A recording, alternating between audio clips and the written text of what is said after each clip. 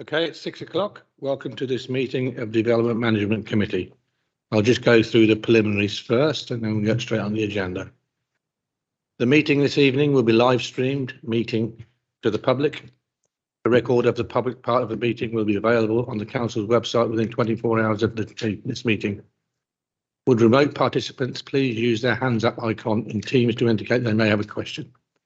Please turn your camera and microphone on when addressing the committee and off when you're not speaking. Would members and officers please remember to switch their microphones on when speaking and off when they have finished speaking. Please speak directly into the microphone. And please switch off your mobile phones. I'll put them on silent mode. And then I didn't do that. Then I'll go on to the agenda. Apologies for absence this evening. We have no apologies, Chair. Minutes of the 26th of October 2022. There are some amendments to make. I've got some printed. Has everyone got the amendment? Do you want to say that? No? It's the correct. It's the minutes of the 26th of October. The correction on a minor typing error at minutes 79, 80, 81, 82, 83. For each, in the paragraph just above the resolution, the last sentence, the penultimate word "not" needs to be deleted, as the chair's move on the recommendation was in fact seconded. The error was repeated due to copy and paste. Please accept our apologies. Section 3, Local Government Finance Act. Any declarations? Yeah, at the last meeting, at the meeting on in the agenda item 10, I declare personal and prejudicial. Do I need to do that again? Similar thing? Oh, that's on the next item, disclosure of interest, but we do that now. I think it's land at Wardown Crescent. Is referring to. Yeah, so this relates to the tree preservation order, as you'll see from your papers on the site of Wardown, and it's the same site that was a couple of meetings ago, I think, whereby permission, I believe, was refused, but many members did declare an interest because of, from recollection, their association with the Imam and his son, I think. Correct me if I'm wrong, this is purely from memory. So, Councillor Hussaini, you said personal and prejudicial. I can't recall if you declared, shall I, hang on. Declare I would, personal, but not a prejudicial. Yeah, okay, yeah, basically declare the same interests if they still stand, which I'm sure they probably will, because it's only a month or so since that meeting. I would suggest that you declare the same interests, unless you feel there's a difference now, that you declared last time. But all do it. And actually, don't just say I declare the same interest I declared last time. Please, each individually declare the interest so it can be properly minuted. Okay. Okay. That applies to the other two members as well. Yeah. Can I start? I declare a personal but not a prejudicial interest. Oh yeah. Kashi Treasury. Yeah, thank you, Chair. I also declare my personal interest, as last time I mentioned that I know Imam Chishti, so I believe there's still land just still owned by his son. So, yeah. So you declare. So yeah, I'd like to declare personal interest and also say that and to save side to some members, so don't accuse us for racial and Islamophobic. So last time it happened, and I believe. Stephen.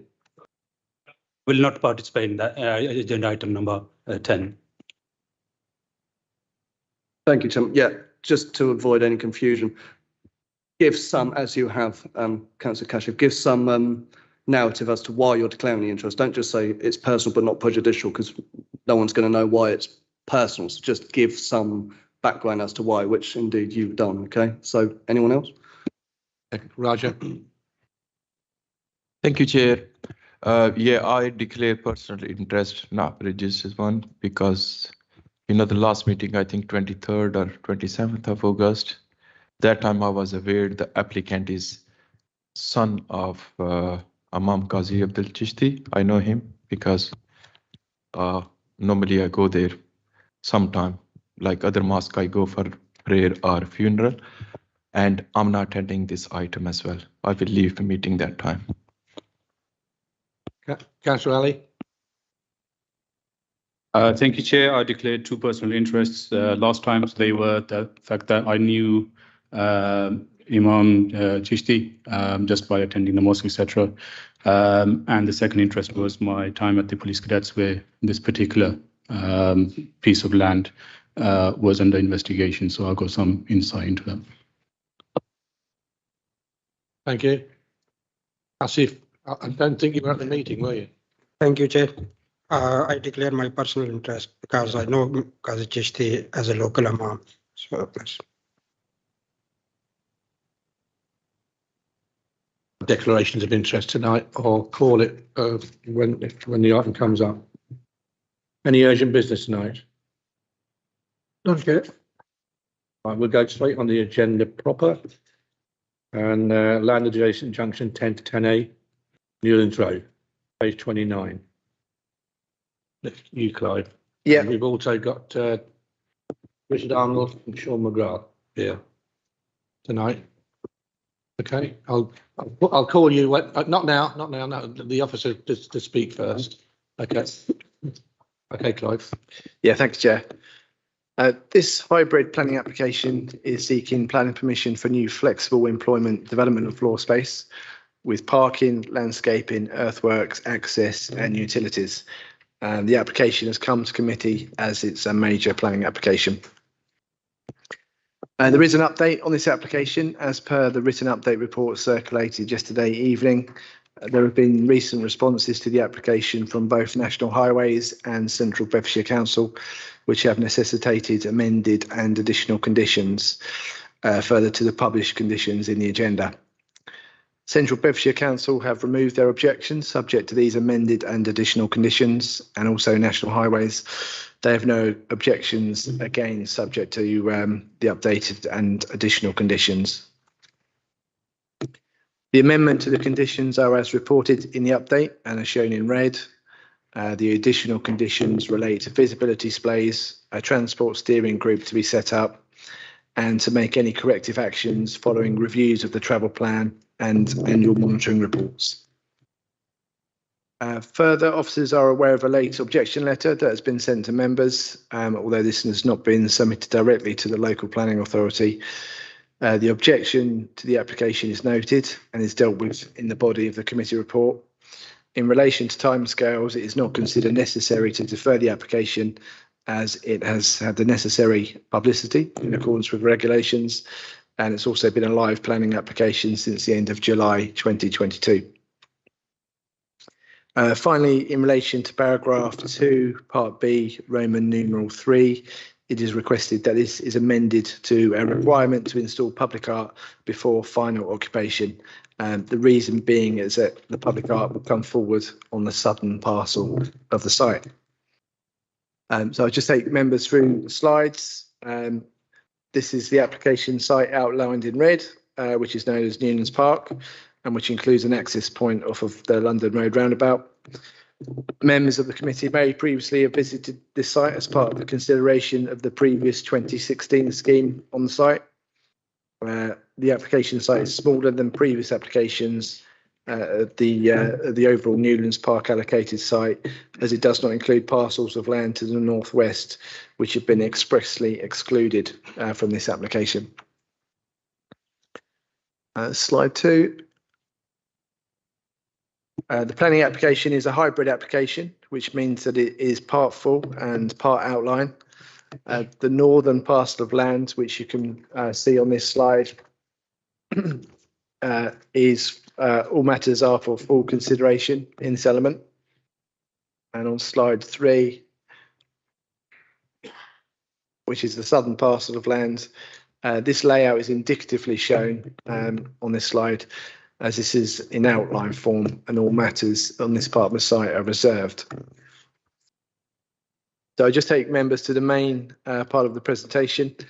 Members will see from paragraph 27 of this item that the main planning considerations relate to the principle of development, consideration of the environmental impact assessment, the impact on the character and appearance of the area and on heritage assets, the impact on neighbouring amenity, transport and parking implications, and issues relating to biodiversity, ecology and trees, sustainability, economic development and job creation, and planning obligations. The application site falls within the land south of Stockwood Park allocation.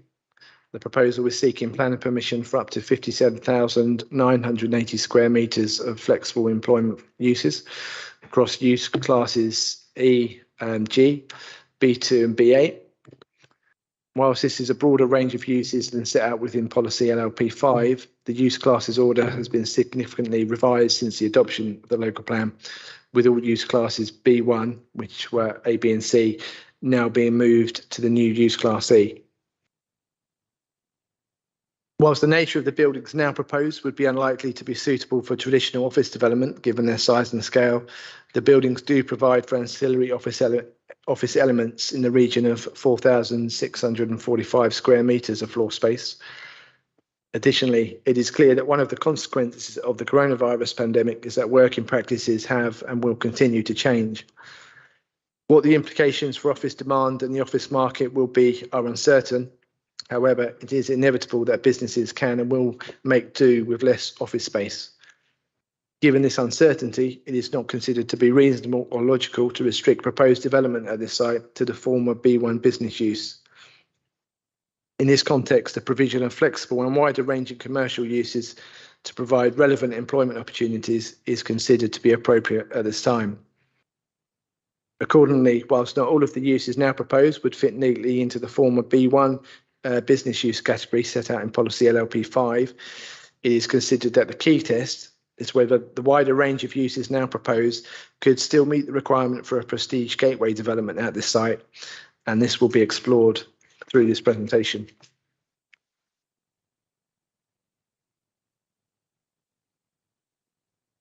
In relation to the safeguarding of a park and ride facility under Part A of policy LLP 5, the exclusion of plots F and G from the current application continues to allow this land to be safeguarded for the park and ride facility on the overall Newland site, and therefore the proposal complies with policy in this respect.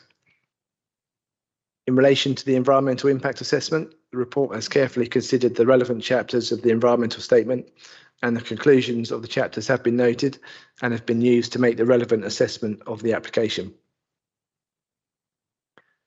With regard to the impact of the proposal on the character and appearance of the area, the proposed buildings are evidently large structures designed specifically to accommodate modern requirements for industrial or storage uses.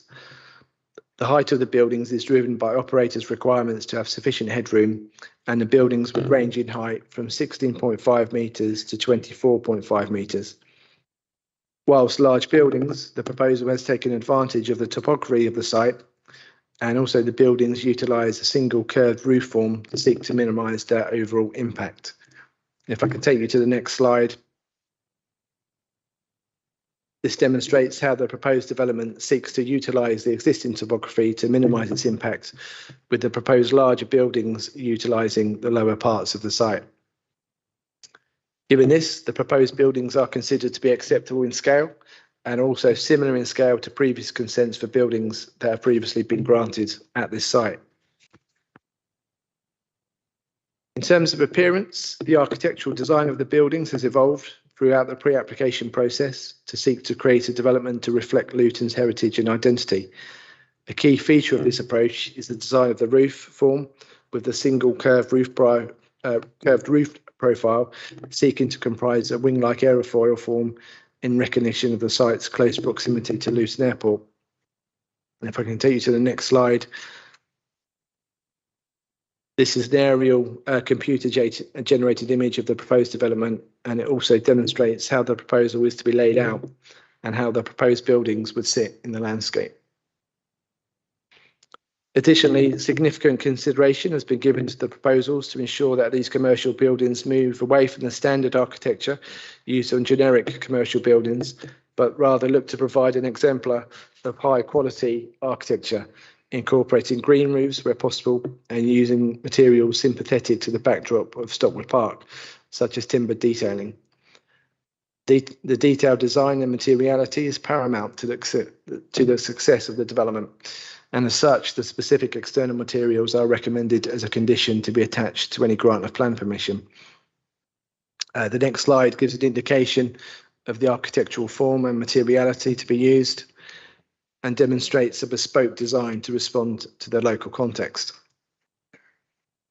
The next two slides continue to demonstrate the detailed design and materiality, first with a view into the site from the London Road roundabout, and then taken further into the site and starting to demonstrate the landscaping and the dedicated cycle path and footpath which would run through the northern parcel down to the southern site. The next slide demonstrates the landscape master plan for the site and the additional tree and shrub planting proposed, as well as buffer zones to existing trees and hedgerows, and the establishment of an ecological corridor to be developed around the edge of the site. The landscaping of the scheme has been an integral element as the design of the proposal has evolved. The landscape master plan for the site seeks to encourage biodiversity and habitat creation, as well as providing a high quality natural context to the built elements. So these elements of the application can be drawn together to make an assessment of the impact of the proposal on the wider character and appearance of the area. Firstly, it is recognised that this is a transitional site on the edge of Luton before the rural countryside of Hertfordshire and central Bedfordshire, beyond the road networks to the southeast and southwest. The road infrastructure around the site also means that the site is relatively self-contained. Whilst the proposal would result in a loss of the existing open agricultural and scrublands that form the site at present, the site has been allocated as a strategic site for development for a number of years. The overall Newlands Park site also has the benefit of implementable planning permissions, which have established the principle of development on this site. The key, therefore, is to ensure that the development now proposed can meet the requirement to be of a sufficiently high quality to ensure that a gateway development can be achieved.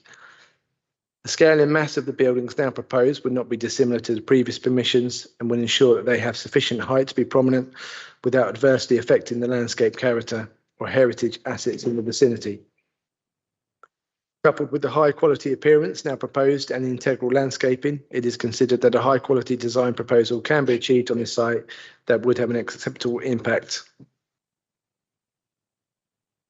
on the character and appearance of the area in accordance with policy LLP 25 of the local plan. What constitutes a prestige gateway development is not defined by policy LLP 5, and as such, in this instance, the applicant has taken an holistic approach to this, which encompasses the scheme's high sustainability credentials, the significant economic uplift and job creation to be delivered, the design which has been developed to embody Luton's historic and modern identity, and the delivery of an integrated and ecology promoting landscaping scheme, and provision of new public art to signpost the site further. Taking these issues in turn, the next slide demonstrates the sustainability strategy for the proposal, incorporating features such as extensive photovoltaic panels on the roofs of the building, air source heat pumps, green roofs to the office and ancillary elements of the buildings, and the use of sustainable materials. The diagram on the right-hand side shows that the proposal's BREEAM score would be above excellent and well on the way to outstanding, and Newlands Park aims to be a net zero carbon in operation. This is in excess of the council's policy requirement of BREEAM good set out in policy LLP 37.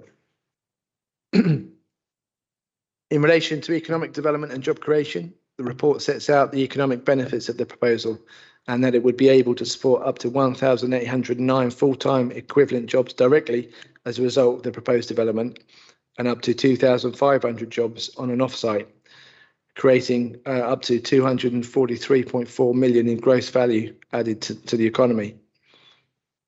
The scheme would also provide a benefit to the local economy and employment in the short to medium term through the construction process.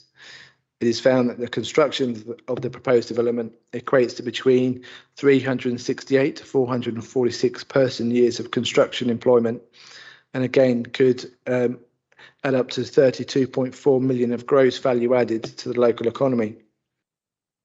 Further, there would also be benefits associated with construction training provision, which would be captured through a local labour goods and services clause in a Section 106 agreement to be completed alongside any grant of planning permission, a draft of which has already been provided.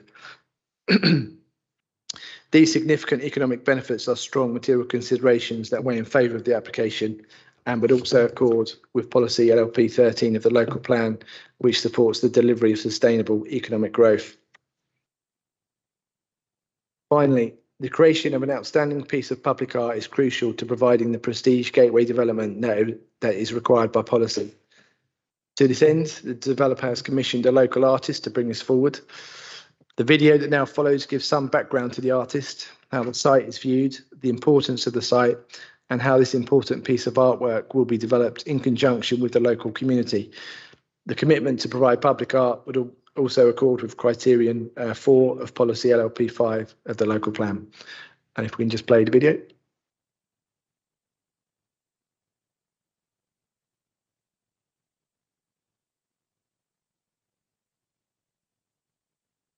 I think we need some sound, Graham.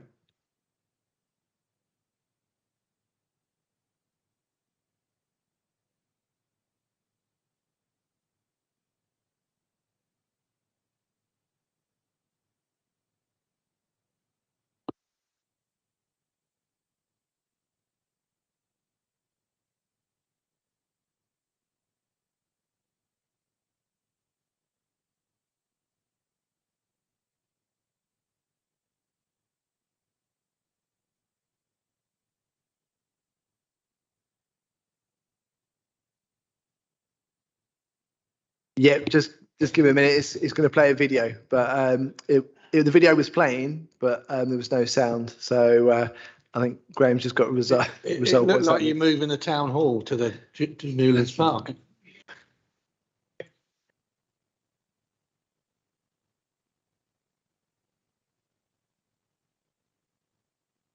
Whilst Graham's just working on that, I'll just continue with the next piece, but we'll come back to the video. Although the specific form of the employment generating development of this site has altered from that originally envisaged when the local plan was being prepared, the current proposal can still meet the policy test of policy LLP 5 of the local plan to provide a prestige gateway development.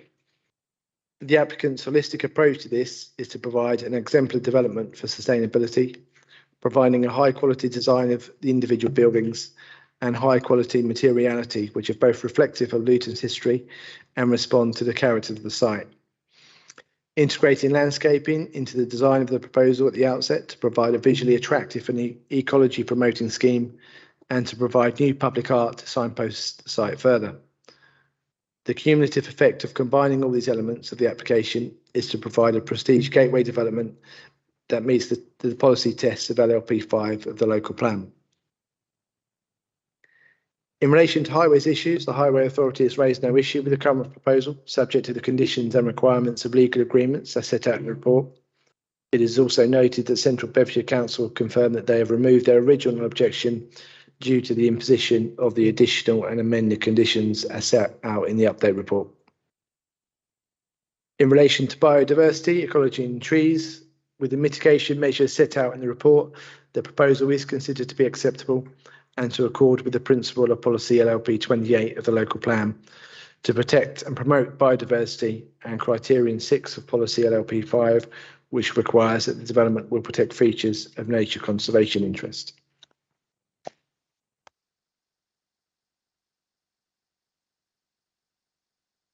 So in conclusion, the report demonstrates that the proposal is acceptable in principle. It is considered that the applicant's holistic approach to the development can provide the necessary prestige gateway development at the southern end of the town.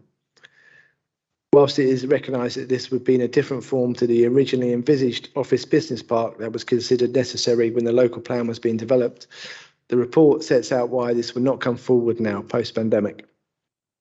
The site is still required to be developed to contribute to the prosperity of Luton, and the site remains a strategic employment allocation in the local plan. The current proposal would bring forward a highly sustainable development and significant employment generation.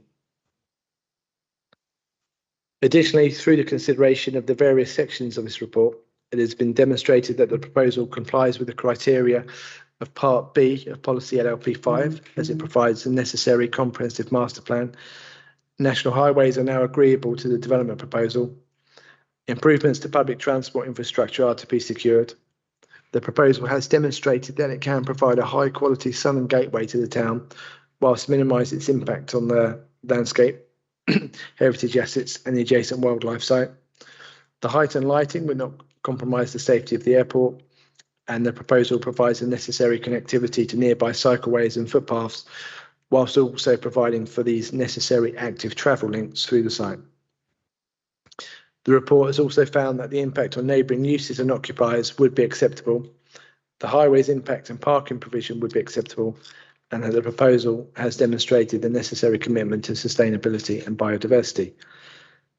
Finally, the proposal would provide for significant job creation and sustainable economic growth, complying with Policy LLP 13 of the local plan and the council's wider aspirations.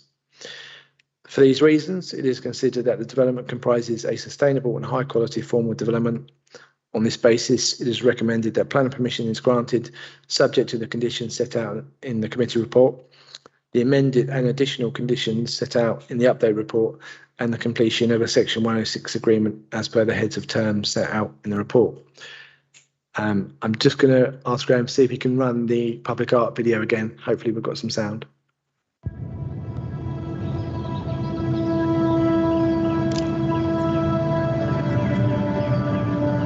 Think Luton. Think jobs. Think landmark. Think about positive intergenerational reception to the artwork.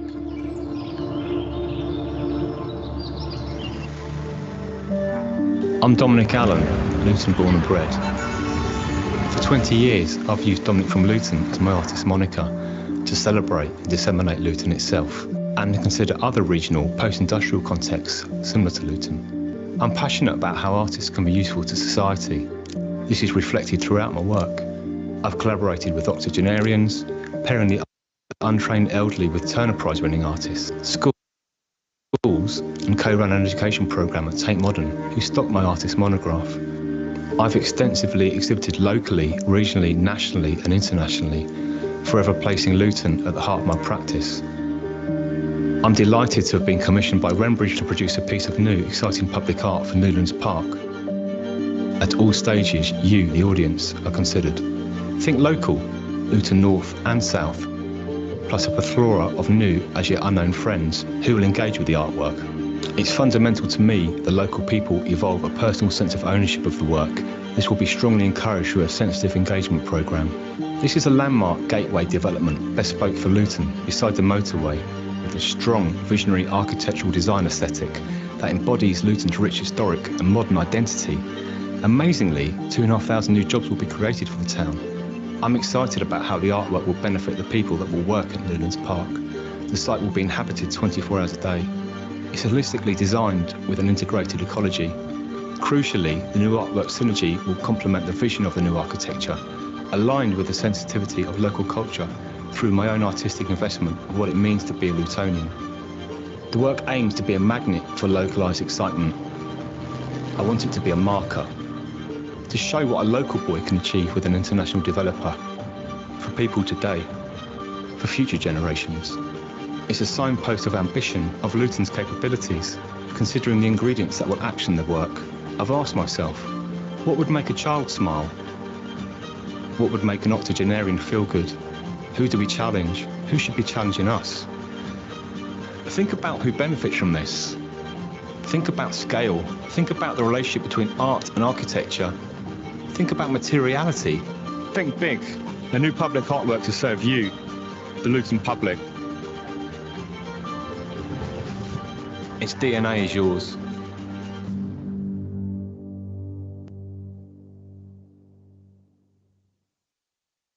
Thanks, Chair. That's the end of my presentation. I was looking forward to seeing some of the artwork, but obviously that's work in progress. Indeed, yeah.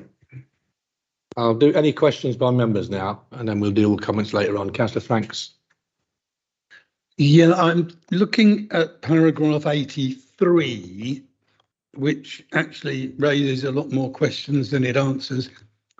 The second sentence says, excuse me, further, the access for Unit 1 and the non-HGV access to Unit, is that trying to talk about Units 2, 3 and 4? Yeah, through you, Chair. Yeah, so it's you continue the sentence. So the access arrangements for units 2, 3 and 4, they all use the roundabout constructed from London Road. The access for unit 1 and the non-HGV access to, it should be unit 2 from Newlands Road. Yeah, it's missing unit 2. Okay, that makes it clear, thank you. The other question that arises then is, will it be possible to drive all the way through the development from Newlands Road to London Road? No, it wouldn't, no. You've got just HGV access, and that would be going to the rear of the unit. The office, the employer car park is the access from Newlands Road, so you couldn't go all the way through by vehicular mode. Thank you.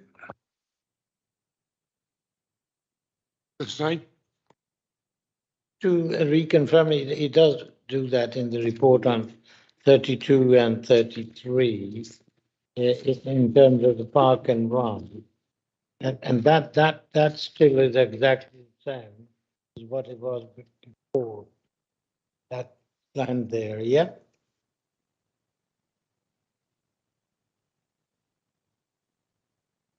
Yeah, so around the park and ride, so the land plots F and G of the previous application and permission that has recently been granted, you can see to the northwest on there, they're excluded. You can see they're outside of the red line. So they are still safeguarded as an area for a park and ride. Okay. And in terms of the retail and office space, is this from the original application? Is the office space reduced now in this scheme? Have I got that right or? Yeah, for you, Chair. The overall amount of floor space is reduced from the previous approvals that we've granted, yes. Okay, thank you. Any further questions? Then I'll ask the applicants, representatives of Renbridge. You've got up to 5 minutes to speak. I don't know if you want to share it or someone take up the whole 5 minutes.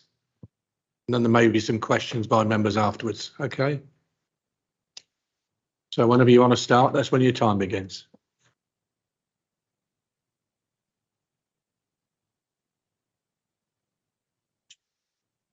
Good evening, members. Newlands Park has been earmarked for transformative redevelopment since the 1990s, and it is central to the economic growth and prosperity of Luton. We're delighted to be bringing forward our proposals that will create a major new employment destination to accommodate modern industrial and distribution facilities that will create in the region of 2,500 new jobs.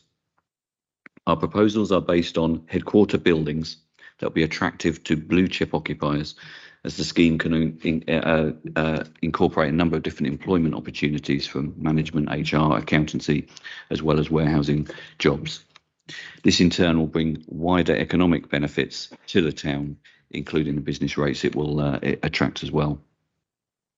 As the officer has already presented, our proposals are seeking detailed consent to the north of Newlands Park and outline consent on part of the southern site. The areas of the site previously consented and safeguarded in the local plan for Park and Ride don't form part of the application. However, I can confirm the site does remain safeguarded for Park and Ride, and we are actively involved in discussions with the council and the football club in relation to that. We, along with our funding partner at Morgan Stanley, purchased the site from 2020 developments last year, and that in turn has enabled 2020 to focus their attention on Power Court and bringing forward the long-awaited stadium. Wrenbridge has a track record of delivering high-quality, sustainable schemes, and should planning consent be granted, we will be ensuring that development begins on the site as soon as possible. I'm going to pass over to Sean, who's going to take you through some of the more detailed points. Thank you, Chair, Councillors. We've looked at the gateway role of the site holistically, and that gateway function is reflected in the iconic design, the state-of-the-art sustainability, the new public art, the integrated landscaping scheme, and the socio-economic uplift that will be delivered. We want to create a prestige development which reflects Luton's identity. The architectural form reflects the context and the history of Luton. The curved aerofoil design on the roof draws reference to Luton's importance as a major airport gateway and reflects the rolling landscape of the urban edge. As you have seen, the scheme will include public art to reinforce the gateway role. The Lutonian artist, Don McCallum, will engage with creative groups, including the Luton Creative Forum, to develop the art piece. The integrated landscape master plan will transform the level differences through the site with biodiverse gabion walls. The landscaping setting will also provide breakout space that will help staff's well-being. The scheme approaches sustainability comprehensively. The passive design will help thermal performance, and low carbon and renewable technologies include PV panels and air source heat pumps. Sustainable access will be promoted with electronic vehicle charging points, generous facilities for cyclists, and a new footpath cycleway running the length of the site, as well as new bus stops. The scheme will achieve BREEAM Excellent and net carbon zero in operational use. In short, this holistic approach will deliver a sustainable prestige gateway development. Turning to the economy, this development is of such a scale that it will have significant economic benefits, generating up to 2,500 new jobs and creating up to 250 million in gross added value to the local economy per annum. The business rates alone will be £1.8 million.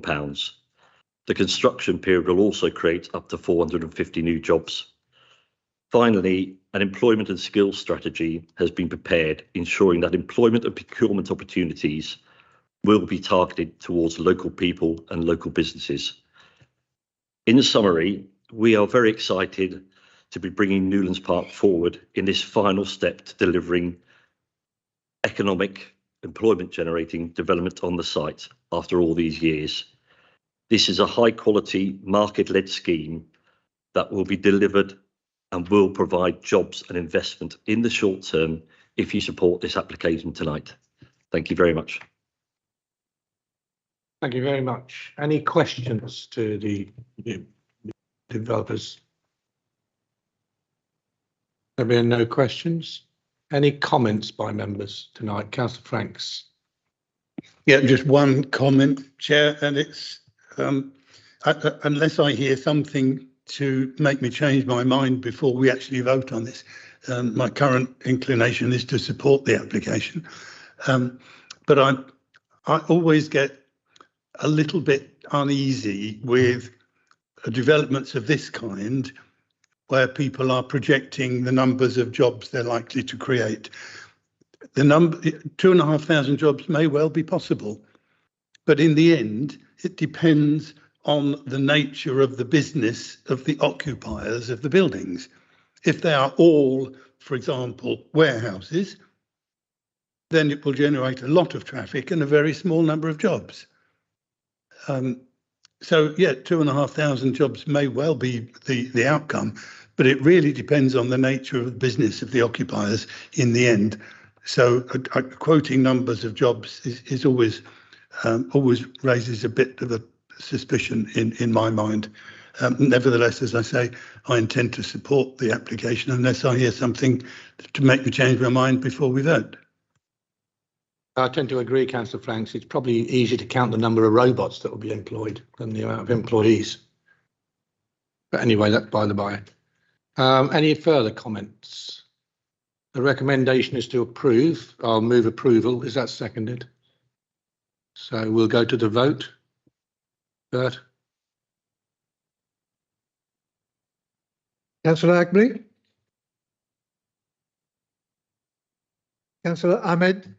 For. Councillor Ali? For. Councillor Bridgen? For. Councillor Campbell? Councillor Chowdhury? For. Councillor Franks? For. Councillor Mahmood Hussain? For. Councillor Khurshid is not present. Councillor Mahmood? Sorry, Masood? Yeah, for. Councillor Taylor? For. That is carried, Chair. And that's carried. Planning permission has been granted, subject to the usual conditions. Thank you very much.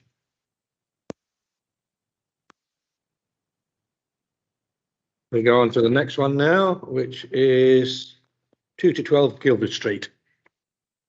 Is Graham here tonight? Oh, he's on the. He's on the. All right. Okay. Can we hear you, Graham? Yes. Hopefully you can hear me. Can you hear us? Obviously. Yes, I can hear you. Yes. Okay. Ready when you are. Thank you very much, Chair. Okay, so consideration of the report is as set out across pages 79 to 107 of the agenda, and the proposal seeks planning permission for the redevelopment of the site to provide 177 residential flats alongside 2 non-residential units within a 5 to 12 storey envelope. A press notice was published, a site notice was posted, and direct notification occurred. No representations have been received in respect of the revised version of the development following reconsultation. 3 representations were received in response to the original development from December last year, and the points raised therein are covered within both the report and Appendix 3 of the agenda of the report. So in terms of a further update to the update report, which talked about the waste management's contribution, which we finally received, just a further note to say the recommendation should also be changed to incorporate waste management contributions as well, which will be reflected in the update report that members should have received as well. And that was that. So let me take you through the slides. Members will no doubt be aware of the application site just here on the junction of Church Street and Guildford Street in the red line with Bute Street Shoppers Car Park to the north.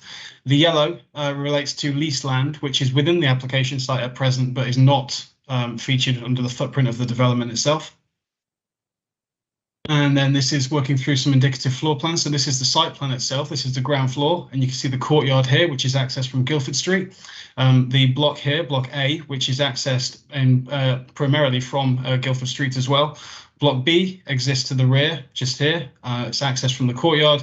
And then there's an infill between here from the lower part of the development to the taller part next to Church Street. And then this is block C with the 2 non-residential units directly facing onto Church Street and also slightly onto Bute Street Shoppers Car Park. And then the greyed out areas relate to servicing, such as cycle storage, bin storage and circulation space. Here's an idea of what circulation would look like. So you've got the train station to the northwest coming down there, indicated by the yellow. This is how it would funnel from the site, envisaged towards Power Court. You then got the pink site coming from the heart of the creative quarter. The green representing the active frontage that would be created, the site, of course, at the moment being vacant and dilapidated. And then you've got a further pink lines coming there from Church Street and Hitchin Road, primarily at the moment used by vehicles. So here's indicative materials that have been looked at, taken from the submission so far. Of course, materials will still be considered, but this gives an idea of how the surrounding area has been used to inspire some of the materials that are proposed for the application and some of the intricate detailing that would help provide interest to the facade of the development. And then moving up to the 4th floor, you have the first of the roof terraces just here, facing directly onto Guildford Street. And then you get a cross section of the upper buildings as well. And moving up again to level 6, you've got a further roof terrace, which is recessed and set back behind that one. And then moving up to level 10, you have the roof terrace on top of the taller part of the development, which we'll talk about in a second. And then here you have some visuals. So this is more from the east. It shows you there the hat factory and everything in the background. You've got the Bute Street Shoppers car park there on the right-hand side. And then finally, you see more of the development there into the courtyard with the planting, and gives you a better idea of the sort of scale of development at the ground floor level in relation to the street. And of course, having that higher story block at the ground floor level to reflect some of the older design buildings within the Plattersley Conservation Area. So the development would promote additional residential units for which there is an identified need within the town centre, and this would be an appropriately intensive form of development within the setting, whilst the 2 non-residential units at ground floor level would provide for a mix of uses that are consistent with town centre policy. And on that basis, the principle of development is found to be acceptable. The development has been heavily revised following its initial submission in December last year, as I mentioned, incorporating comments made by officers, including conservation, as well as material points raised by third parties concerning the relationship shared by the proposal and the emerging built environment, including Power Corp. The resultant scheme before members is therefore considered to achieve a very high quality of design that would respect the surrounding historic setting and see the redevelopment of a long vacant and significantly harmful site. The change in heights responds directly to the transitional nature of the site, whilst the materials and detailed design proposed draw directly from the historic centre of the Plattersley Quarter. It's therefore the view of officers that the proposal comprises an attractive form of development that is welcomed in its approach. As set out within the report, officers have identified less than substantial harm to the character and setting of the conservation area, and this is therefore to be balanced against the public benefits of the scheme. These benefits are detailed at paragraph 52 of the report, and the subsequent assessment concludes that the benefits of the development significantly outweigh the less than substantial harm that's reported. On that basis, no significant heritage implications are anticipated. Fire safety is a significant consideration, and the proposals have been amended twice in response to comments received from the Health and Safety Executive. Further, Bedfordshire Fire and Rescue have not objected to the development, though did provide guidance for subsequent stages beyond planning, such as building control. To reaffirm the significance of this material consideration and to ensure that the development proceeds in full accordance with the requirements of fire safety, a fire safety strategy condition is included within the recommendation. Each of the flats would either achieve or exceed the nationally described space standards, as well as offer a good amount of both outlook and light penetration.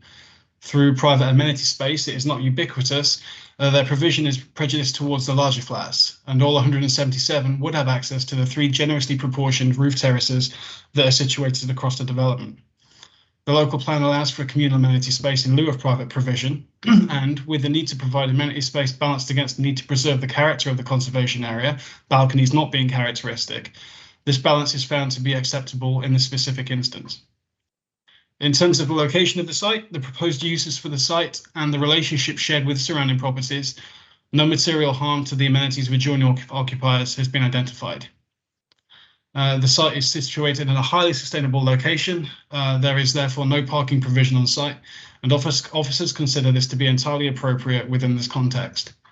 A contribution towards the development of sustainable transport is captured within the recommendation. On that basis, it is considered that the application makes excellent use of a long vacant site that continues to be detrimental to the character of this sensitive, significant, and highly sustainable location. The scheme would provide a safe and attractive living environment for both individuals and families, as well as offering additional footfall and active frontages to this town centre location. The development is therefore considered to be acceptable, and for those reasons, the recommendation before members is for the approval of the application. Thank you very much, Chair. Yeah, thanks, Graham. We've got Mark Doohan, Benchmark Architects. You want to come forward? And you've got up to 5 minutes to speak, and members may have questions after you've spoken. Okay. So when you start, that's when your time starts. Okay. Thank you, Chair. We actually made a note to the clerk to say that we would we're here to answer any questions, facilitate any questions if they arise, as there aren't any objections to the scheme. And Graham's done a great job of outlining the quality of the scheme this evening. So I don't have extensive commentary to make, but here for the answering of any questions should they arise. Thank you. Okay, so it's just questions. I'll make a start. That's been a vacant brownfield site for a number of years, the old petrol station. I think it's in excess of 20 years, and a considerable amount of fuel leaked out, causing concerns. Is the site safe? Great question. Thanks, Chair. Yes, and we began the process of design by engaging with the Environment Agency to ensure that the site could be developed in a safe way, which didn't affect the groundwater aquifer below, which has in the past been affected by the contamination from the petrol station, like you say, 20 plus years ago, which at the time was made safe to an appropriate standard to leave the site clear. But before we began this process of design, we did engage with the Environment Agency through the appropriate level of ground investigations and have been monitoring the site and those conditions changing through the course of the last year while we've had control of the site, or while our clients had control of the site. And all of those details have been part of the application process and have been through the process with Graham and his team and come to a satisfactory level. Thanks for that. I just concerned if any future resident suffers the consequences of contaminated land. I think you've reassured me that it's perfectly safe and clear of any petrochemicals. Any questions to the development? Councillor Franks, Councillor Abbey after that.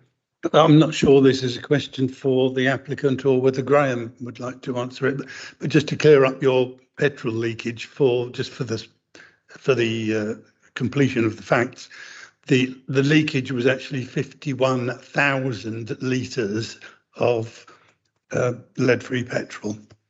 I could tell you more some other time.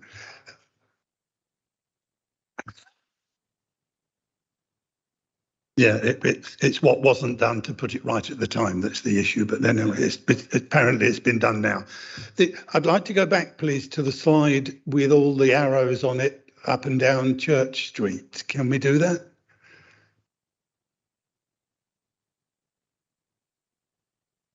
That's the one, thank you. I'm interested because I can't really find a clear answer in the written report. I'm interested in vehicle access for things like servicing the commercial units on the ground floor, and indeed for servicing the flats, and for things like refuse collection, what have you. Where's the vehicle access, please? Through you, Chair. So there is no direct vehicle access to the site with internals of the site itself, Councillor Franks. However, one of the conditions attached does talk about how any future servicing and management must take place only from Guildford Street rather than Church Street, given that busy traffic area in the first instance. This was also a concern of highways, but that is where the servicing takes place. Through both the residential units and the commercial ones. It may be that Mark can shed a bit more light and detail onto that, but from the planning perspective at this point, that's an acceptable perspective from technical consultees. If the architect wants to respond as well. Yeah, okay. So, but the detail is for a discharge of conditions in the future. Yeah, I'm interested to hear what he's got to say. Of course, thank you. Yes, the full details of the transport statement and the servicing for the site were outlined in the full report that was prepared to cover that particular area of the application. But using the diagram that's on the screen, or perhaps the next one along, which I think was the ground floor plan, was that right, Graham? That central courtyard really is the means by which all of the buildings are serviced. So vehicles pull up onto Guildford Street, adjacent to that courtyard between the two buildings. And as you can see, kind of about halfway up the plan on the right-hand side, you can see access points to bin storage and into the rear of the commercial units. And also on the left-hand side, there is access through there into bin storage, bicycle storage and plant rooms. And so the servicing of the buildings happens off of that courtyard space, but vehicles aren't allowed into that courtyard space. It's exclusively pedestrians and residents, and they park on Guildford Street. So it's that gap between the two buildings we saw is sufficient to get a refuse collection vehicle in there. The refuse collection, again, the vehicle parks on Guildford Street on the side of the road, and the distances between where the vehicle can park and where the bin storage collection points are within the guidance distances. Thank you. I think the safety bit, and then on appendix 3, I'm not sure that's for officers. In terms of contamination, it says this was fully assessed by the applicant and verified by the council. Multiple conditions attached. What was fully assessed and what was verified, and what are the multiple conditions? I can't see that. Okay, no, through you, Chair. Thank you, Councillor Agley. So that was to do with the contamination. So as part of this local list of requirements for any application, it must come with at least a desktop study.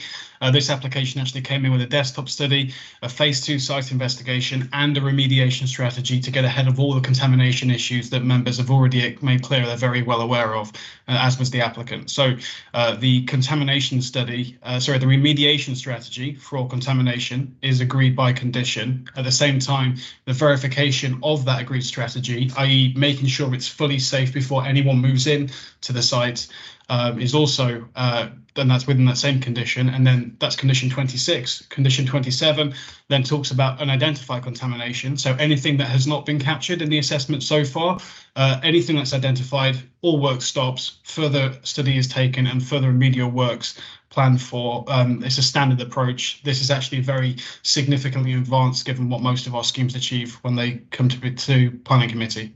Thank you, Chair. Question was to do with the it says issue unfair as objectors nearby application was refused. Application considered on its own merit, completely different context and form of development. What was the difference in terms of what they are objecting to? And I want to understand more if the same objection or not. Yeah, no problem at all. As I say again, through you, Chair. So I was actually the case officer for that scheme. It relates to a site on Barbers Lane. It's the last one before the New Hat building, I think it's called. Forgive me. Yeah, that was where someone had got permission for an additional story on their dwelling, or on that building, sorry, and then built something completely different. And we were successful in enforcing against that. It was actually attached to that council-owned building, or sorry, Luton Culture building, which is a Grade 2 listed building. So that was for a third story on an existing building. This is obviously for a complete redevelopment it's completely different scenarios in terms of what we're considering here today. Okay, thank you. Okay. Any further questions? Any comments? There being no comments, then we'll move to the recommendation, which is to approve. I'll move approval. Is that seconded? Seconded, Councillor Hussain. Right, Councillor Agley. For. Councillor Ahmed. For. Councillor Ali. For. Councillor Bridgen. For. Councillor Campbell. Against. Councillor Chowdhury. For. Councillor Franks. Against. Councillor Mahmood Hussain. Councillor Masood. For. Councillor Taylor. For. That is carried, Chair. So the vote is carried. So plan and permission has been granted, subject to the conditions in the report. Thank you very much. So we'll move on to the next item now. West Ferry Printers, Kimpton Road. Over to you, Gemma. Thank you, Chair. So this application is subject to an update report that members would have received, as a number of documents have been submitted by the agent and subsequently accepted by the relevant consultees to satisfy the pre-commencement conditions that were originally imposed. Therefore, the wording of conditions 2, 3, 5, 6, 7 and 8 have been amended to reflect these documents submitted. Further to this, conditions 9 and 10 have been removed and 11 has also been reworded. As a further update, the wording of condition 7 has been slightly altered to better reflect the scope of the document. So if you just, the next slide, Graham. This is the reword of condition 7.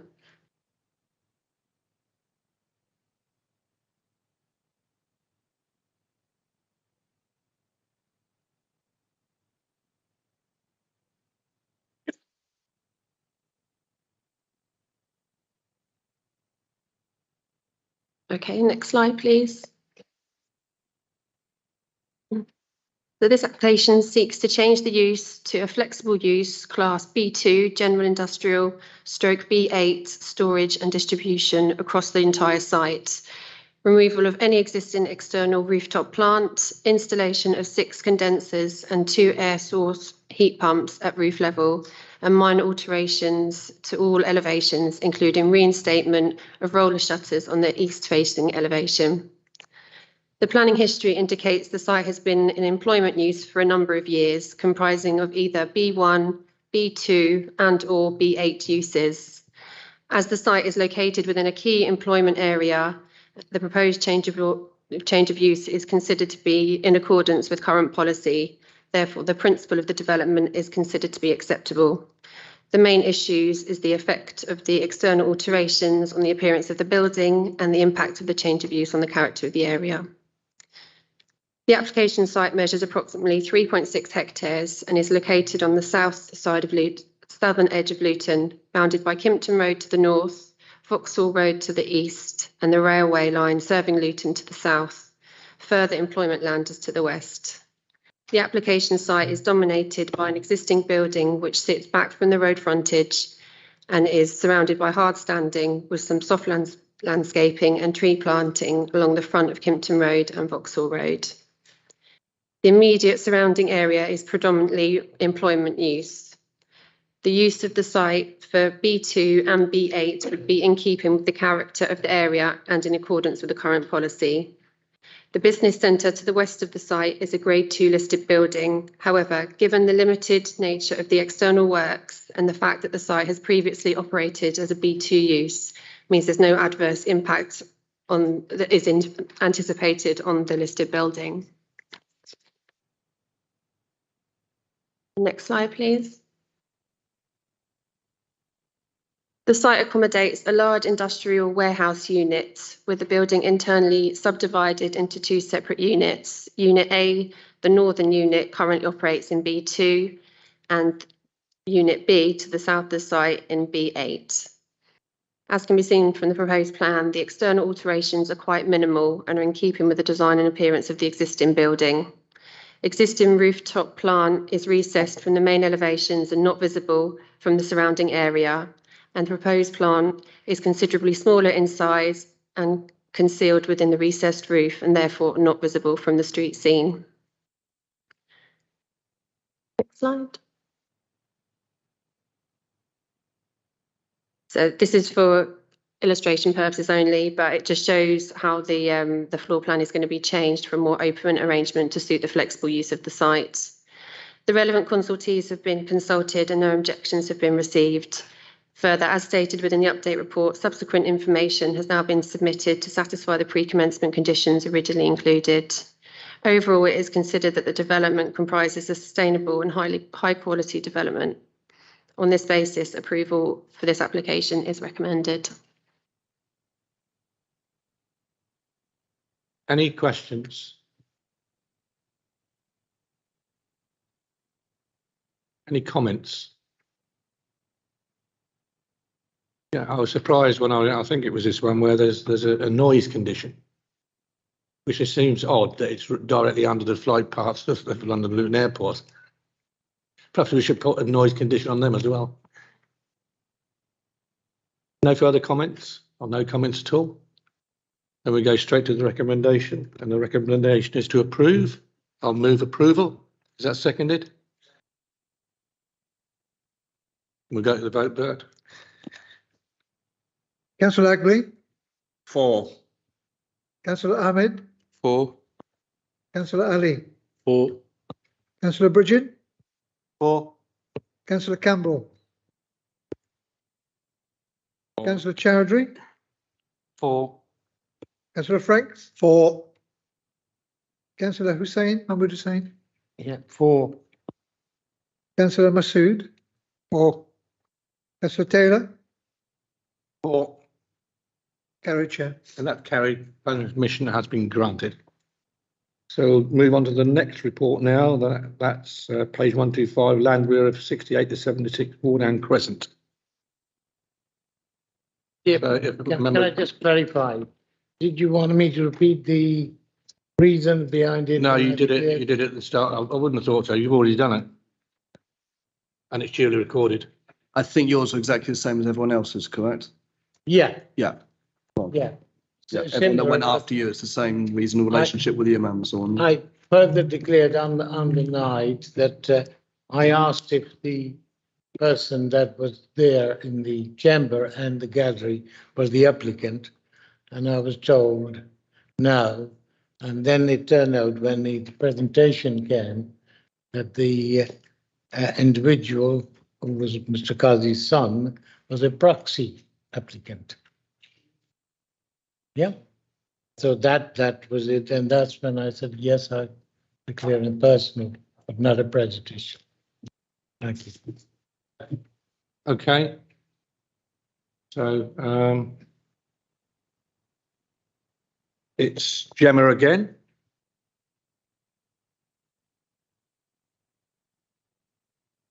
This application relates to the TPO placed at land rear of 68 to 76 Wardown Crescent. The TPO was served on the 14th of July and covered T2, T14 and T15, all of which are sycamore trees. The opportunity to object to the TPO expired on the 18th of August. Within this time frame, 2 objections were received, which means the application must be heard at committee.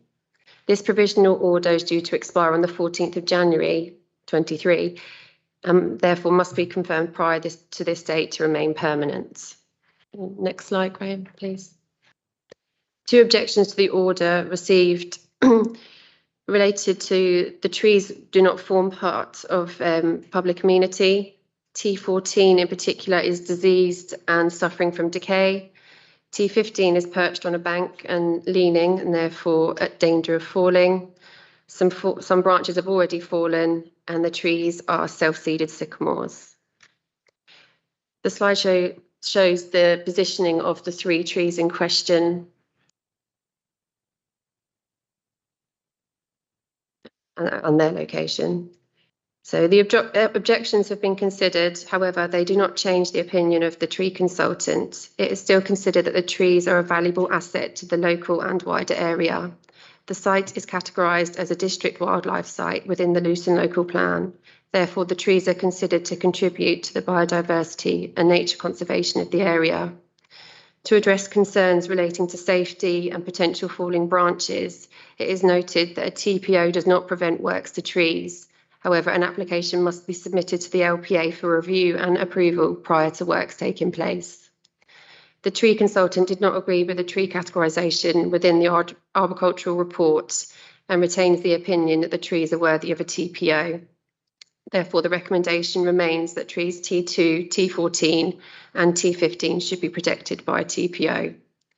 In summary, the points raised by the objectors are not considered to override the reasons for making the TPO. Thank you. Thanks, Gemma. And we've got Mark Chamberlain. Are you there online? Yes. Hi, good evening. Can you hear me? The objector. So you've got up to 5 minutes to speak. Yes, so thank you very much. Good evening, councillors and committee members. I'm just speaking on behalf of the owner of the site as a proxy for him. Unfortunately, they've suffered a family bereavement over the last week and they've asked me to step in this occasion. So it's really just to put their point across with regards to the trees that have been recommended.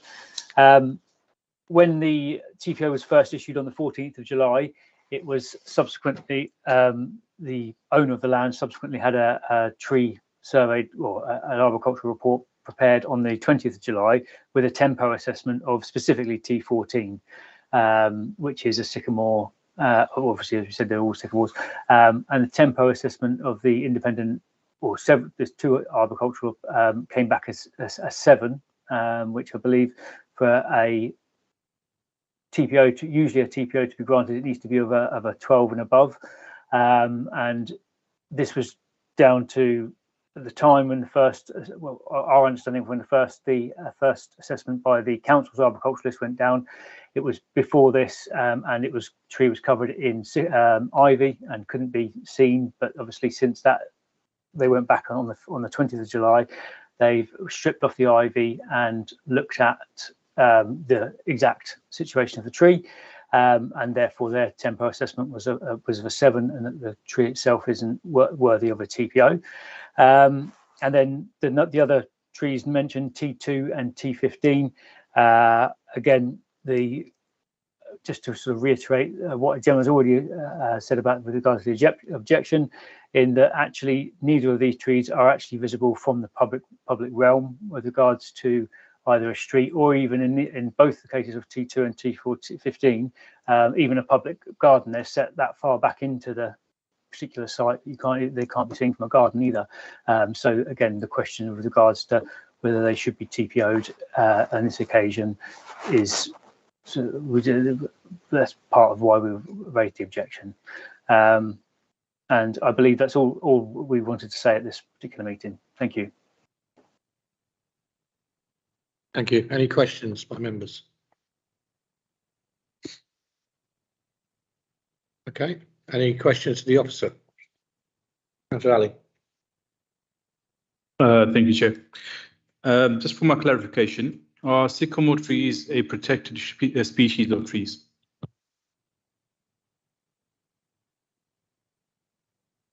Yes, if I can answer that, Chair.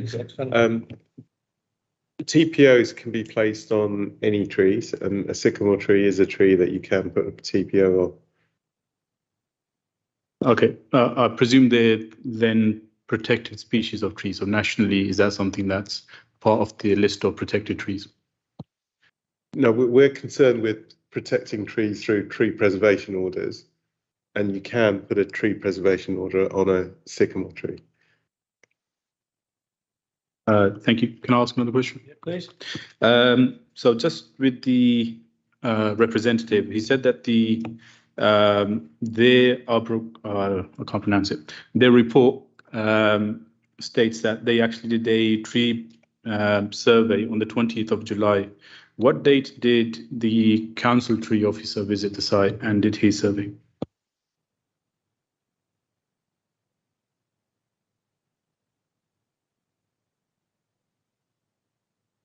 I'm not sure when he originally went to the site, but he reviewed what was submitted, and his tempo assessment was that the score was 16 and definitely merits a TPO. So the information that they submitted in July didn't change his recommendation that he made prior to that.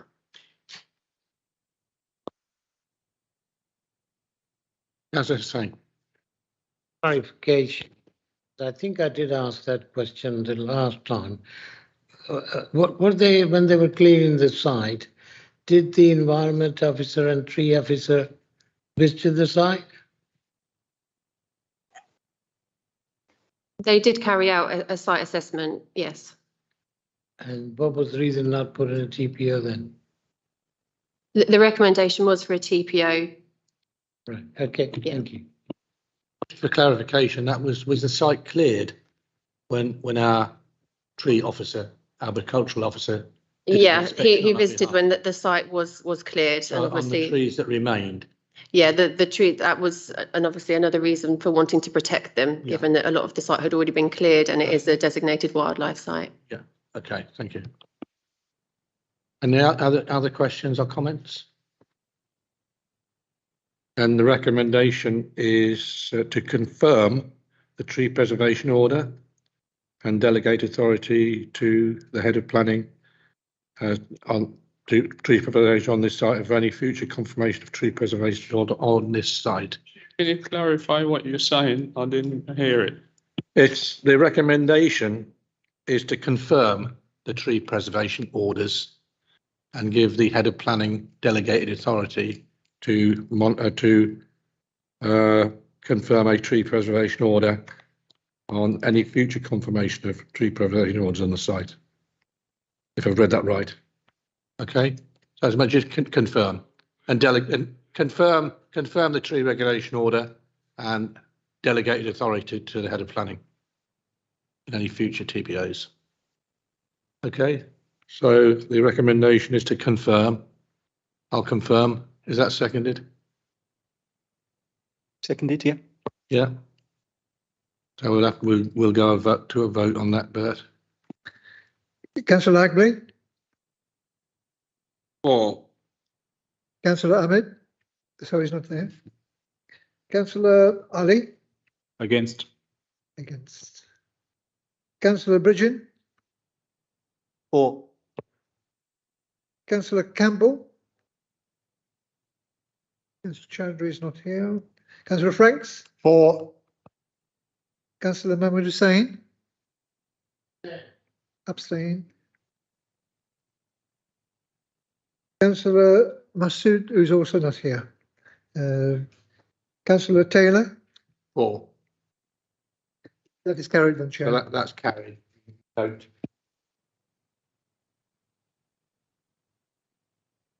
Be the extent of the business. Thank you very much for your attendance.